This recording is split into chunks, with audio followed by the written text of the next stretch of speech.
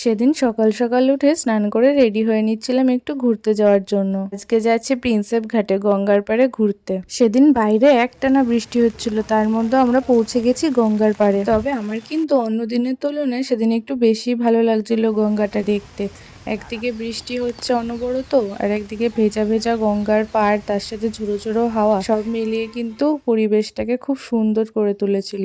আজকের এই অনর্গল বৃষ্টির কারণে যাত্রীর অভাবে নৌকাগুলো আজকে গঙ্গার ঘাটেই বাঁধা ছিল। তারপরে একটু আশপাশটা ঘুরে ফটো আর ভিডিও তুলে নিয়েছিলাম। তারপরে হাঁটতে হাঁটতে একটু সামনে আগিয়ে দেখি একটা মন্দির, তার মধ্যে অনেক রকমের দেবদেবীর মূর্তি ছিল। এই ঘোরাঘুরির পরে তারপরে পেয়ে গেছিল ভীষণ খিদে। তারপরে অনেক খুঁজে একটা পুলিশ ক্যান্টিন পেলাম, তো ওখানে খাবারটা ভীষণই সুন্দর ছিল। তো আমরা ফ্রাইড রাইস আর চিলি চিকেন অর্ডার করে নিয়েছিলাম। সবার এতটাই খিদে পেয়েছিল যে আমার ভিডিও করারও সময় দিচ্ছিল না। তারপরে খেয়ে দিয়ে আমরা বেরিয়ে গেছিলাম বাড়ির উদ্দেশ্যে। আজকের মিনি ব্লগটা এই পর্যন্তই। তোমাদের কেমন লাগলো কমেন্ট করে জানিও।